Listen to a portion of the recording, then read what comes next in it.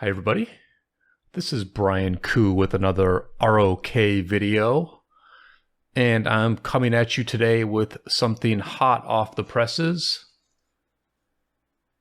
Okay, it's not that I'm going to win the Mightiest Governor this week, although I just got news about that as well. The news is that we have a new update coming to Rise of Kingdoms. It will be dropping 1 week from now. It is called the Eternal City Update. And let's go ahead and read through this update together, and we'll see what changes are in store for us. I'm going to go ahead and very quickly go through some of this, and I'll pause on other parts. Some of these updates are more important than others. But let's just start with number one. Introducing Chapter 2 of the Rise of Kingdoms Global Civilizations Collab Project. Relive the wonders of civilizations across thousands of years. The Rise of Kingdoms X National Roman Museum Collab event has arrived. Take part in the event for an exclusive city decoration and experience the ancient legends of Rome. This event will only be launched in regions where all kingdoms have been open for over 21 days. So this looks like some sort of, marketing, sort of real-life collab event. And, there's probably going to be some stuff that you can do, some creative things that you can do to win some prizes. And it's going to be done in conjunction with an in-game Roman theme Eternal City event series. And the details of the Roman Eternal City event is that it will be 7 days of questing for great rewards, collect gold leaves, and celebrate the triumphant march of the legions. Exchange phalae and gold wreaths for incredible rewards. So I think this is one of those events where, you can kind of get gold heads or purple chests, and you can get slightly better rewards if you combine the in-game rewards with a little bit of paying for the bundles. So we're familiar with these events. They're not quite as good as the 7K gem events, but they're solid events. Arms Master Training will also be part of this Eternal City event. Arms Training is a, fun event. Tempest Clash will be back. Tempest Clash is when we get in the ships and fight 5 versus 5 on the turquoise waterways. And Tempest Clash I actually think is kind of fun. Pretty good way to get a few gold heads. And also part of the Eternal series is the In Search of Wonders event. The In Search of Wonders event is where you get some in-game and also some bundles, in-game rewards plus some bundles, and then you're able to open up lots and lots of armaments, mostly of your choice. In Search of Wonders is a very good event. You get a lot of armaments during it, and I think there's also a way to get a guaranteed legendary inscription as part of the In Search of Wonders event. So always a good thing to see In Search of Wonders back in the game. Next, we have some Ark of Osiris improvements, and it's happening in conjunction with the Grand Finals, which will be starting up very soon. As you may know, this weekend will be the final Osiris League match between 60 GT and 489. That's going to be cast by Chisgul, Plato, and a special guest, so I'm very much looking forward to that Osiris League broadcast this weekend. It says that info about ongoing Grand Finals matches and the in-game spectator live stream will now be delayed by 5 minutes. Grand Finals related events and betting results will also be delayed by 5 minutes. I think this is referring to the fact that people were finding out the results of these matches prior to the actual YouTube broadcast knowing the results. I know that when I was casting these matches, I would end up going full screen on the stream because I did not want to read the chat and I did not want to get spoiled on who was going to win. And there's also some details about the Grand Finals. Actually, this is actually a significant change, I think. So in the Grand Finals, which is when the 4 winners of the realms fight each other, all participants will be provided with equipment and armaments to use. And so that means that there's going to be a little bit more of an even playing field between all 4 teams because they will have the same equipment and armaments. I wonder if they will also have the same commanders or not. And just a few other details about, you know, the Osiris League, basically. And then the next thing is a pretty big one. A new Season of Conquest map called Shifting Gears is coming soon. This new map is very heavily focused on range combat. So let's go through all the features of the new Shifting Gears KVK map. Number 1, Commander Revamp. Revamping a commander allows them to lead skirmisher artillery troops and learn a new active expertise skill. So essentially you can take one of your current commanders and revamp them into being a ranged commander. Number 2, Shifters. These new units will redefine the way you approach ranged combat. If a revamped commander is the primary commander of a troop, all the troop's units will be automatically converted into shifters. Shifters have the same base attributes as siege units, but half the load. They do not counter and are not countered by any unit types. Now, I've read this one a few times, and I think the real significance here is just that they have the same base attributes of shield siege units, but half the load. I think it just like allows other commanders to like be ranged. This is just sort of part of the process of revamped commanders becoming ranged commanders, essentially. And so number 3 is bonus conversion. If a revamped commander is the primary commander of a troop on the map, certain bonuses from equipment, talents, formation, armaments, technologies, the museum, and city themes will be converted into bonus for shifter units, depending on the commander's original talents. For example, if a revamped commander has the infantry tag, all infantry bonuses from the above sources will be converted into shifter bonuses. In addition, melee damage bonuses will be converted into damage bonuses. So, for example, if you convert Charles Martel into a revamped commander, and you send Charles Martel out on the field as a primary commander, all the troops you used, so for example, let's say you don't have any siege units, right? Let's say you send out infantry units with the revamped Charles Martel. Those units will be converted into shifters, aka siege units, and those siege units will get some of the buffs that Charles Martel has. If he's wearing infantry equipment, that infantry equipment will actually give siege stats instead. And because Charles Martel gives things like infantry health and infantry march speed, that those stat buffs will actually apply to siege units instead, right? And then number 4 is skirmisher troops, and this is actually different than the shifter troops. Skirmisher troops are a new type of troop that can launch ranged attacks without switching to range mode, but takes increased damage.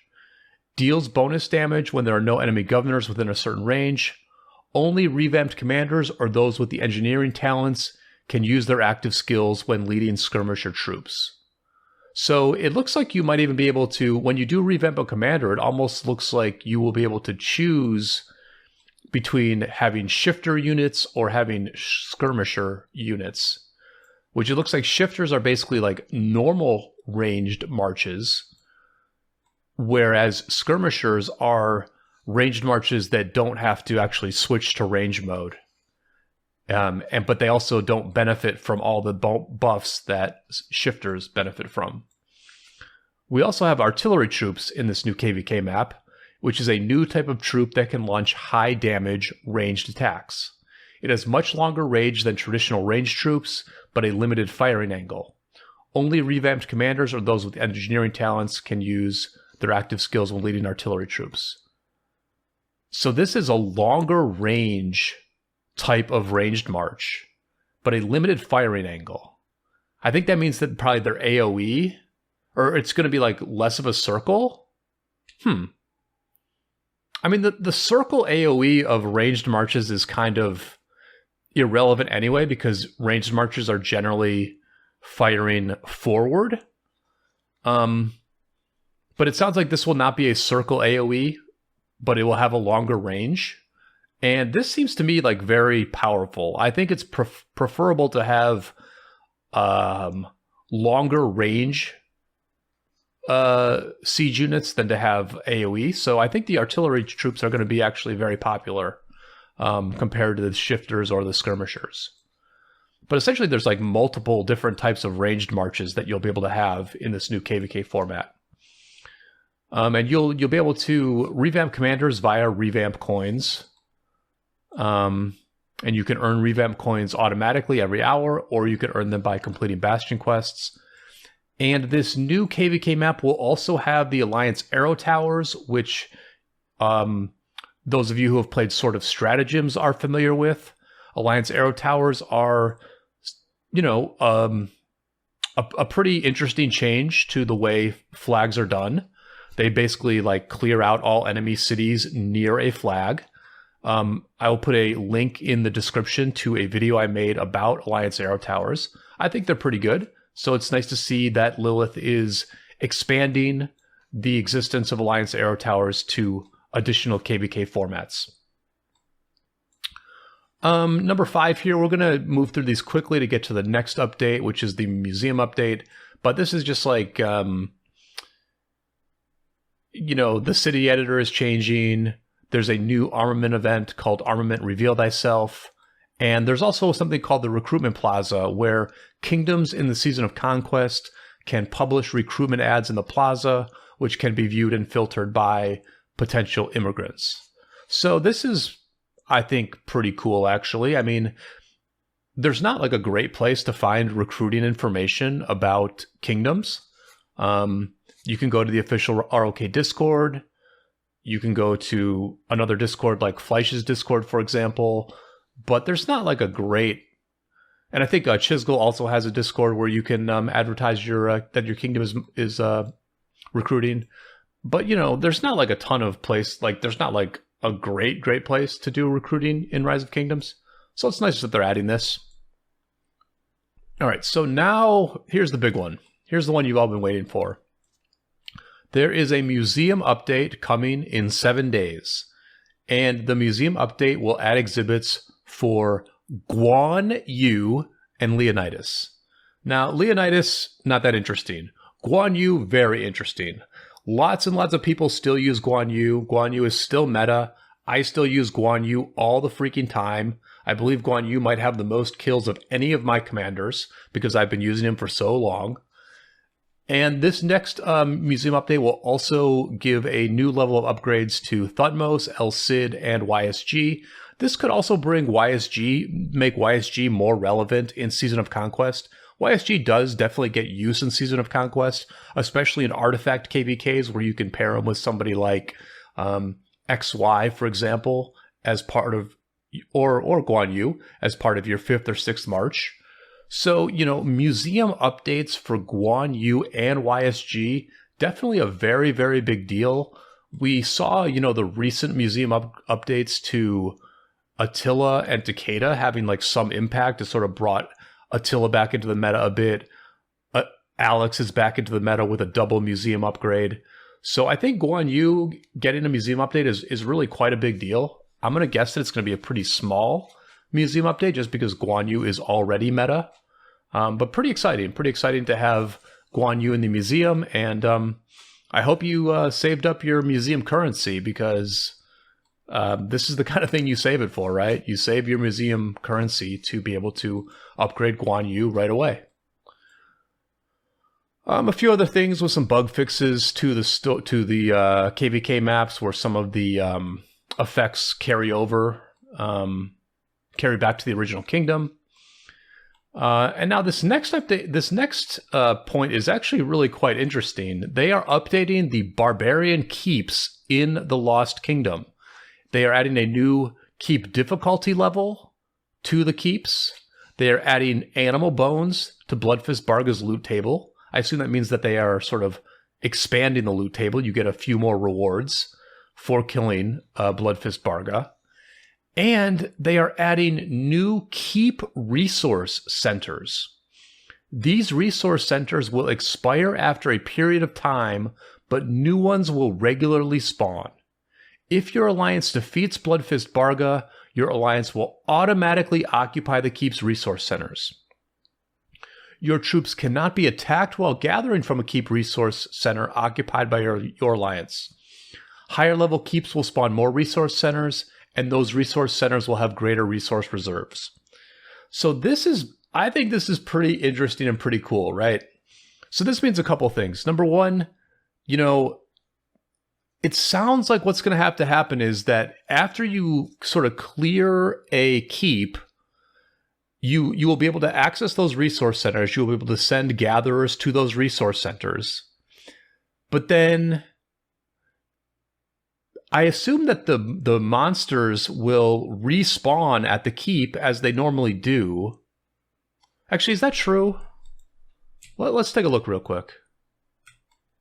Let's look at a keep that is not active and see if monsters have respawned here. They haven't. They haven't. So yeah, when keeps are on cooldown, there are no monsters. And so yeah, once you take over a keep, you will simply be able to just have these alliance resource centers there where you can just gather more stuff. That's going to be great for farms. It's going to be great for everybody. I mean, everybody loves resource centers. And what it also means with this point, higher level keeps will spawn more resource centers, is that when you take over other zones in the Lost Kingdom, there will be higher level keeps there. And once you take those over, you will then have access to more resource centers. And so there's going to be a little bit more of an advantage to taking zones in the Lost Kingdom. You think about something like Zone 5s in Heroic Anthem, for example, where all you win is a sanctum that gives you 10% march speed if you win those zones. There's really not much of a strategic imperative to winning Zone 5s in Heroic Anthem. But if there are a couple of keeps in that Zone 5 that spawn resource centers, then that will potentially be a value for those zones. Although, to be fair, as you're sending your marches into those resource centers, the enemy could send some marches into the area and gank your gatherers. So pretty interesting dynamic with the keeps. I think it's cool to make these keeps a little bit more interesting. I think, they're taking advantage of something that has potential to do more in the game, which are like PvE areas like the Barbarian Keeps. They've also remastered speaking of Heroic Anthem, they've remastered Heroic Anthem with an all-new map. We've kept the same map elements and story while completely upgrading the visuals of holy sites, passes, water, and mountains for a richer and immersive experience. This is something I gave a sneak preview of on my live stream last Friday, which is that the new Heroic Anthem pop that is happening right now is being remastered, and it might include the graphics upgrade that is coming very soon. And a little bit of a change to the Great Ziggurat and the Citadels. All right, so the next thing is to do with immigration, and mainly with cross-season immigration, which is the type of immigration that you can do when you're in the Lost Kingdom, where it's cheaper to migrate to a kingdom that you've played the Lost Kingdom with. So once you receive eligibility to immigrate to a kingdom, a deposit of 20,000 gems will be deducted from your account. If you don't receive eligibility, you will not need to pay a deposit. And then once you've actually immigrated to a kingdom, your deposit will be refunded to you. This is essentially to, so I think this is to like stop people from sort of pretend applying to a new kingdom. It deters people from doing that. We've had Uncle Rico from 1824 has pretend applied to 770 over the last 2 KVKs, but he never intended to actually migrate here. So it just sort of stops things like Uncle Rico trolling us, basically. I don't think this is like a very big deal. I don't think it's costing anybody 20k gems to immigrate.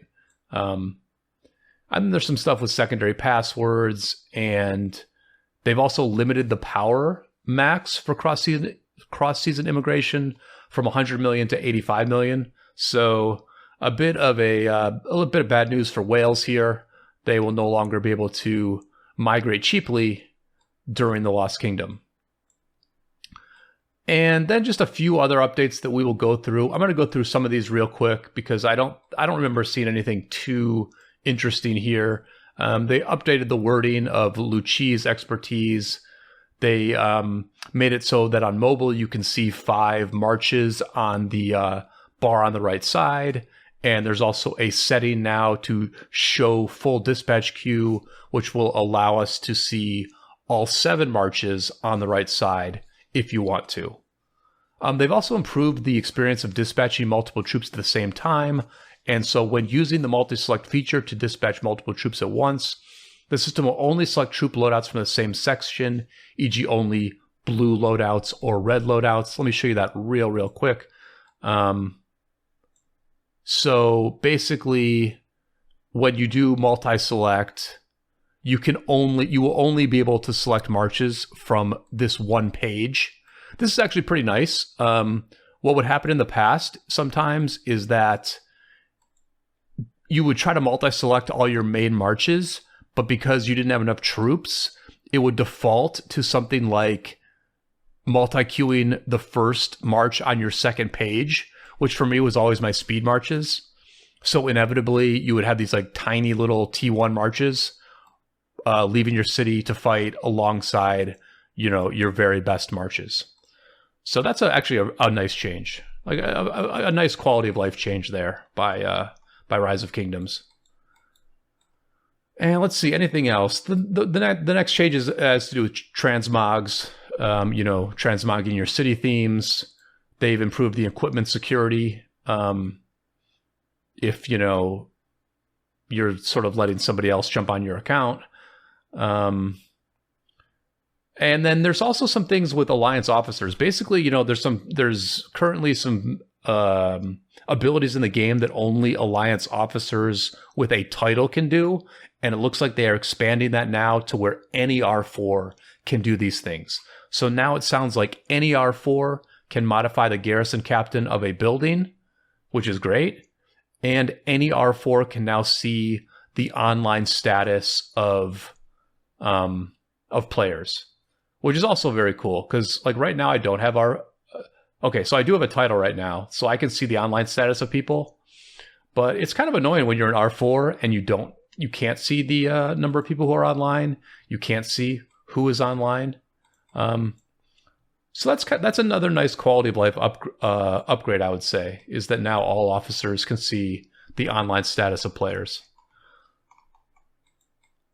And yeah, I think that's pretty much it. Okay, so now they're going to put random engineering, random legendary engineering fragments in the VIP shop.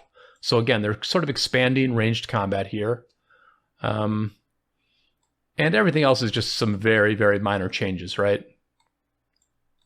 So yeah, some this is like, I would say a medium-sized patch. I wouldn't say this is like a huge patch, but there are some significant things. A few changes to immigration. The Barb Keep changes are certainly significant. The museum updates to Guan Yu and YSG are a very big deal. There's a new Season of Conquest map that is very, very range focused. And I think that's certainly interesting. This might be something that is fun. This might be something that like semi-serious, semi-casual kingdoms might really like to do. I don't know if we'll do it, but maybe we'll do something like this. I don't know. A bit of quality of life upgrades to Osiris League.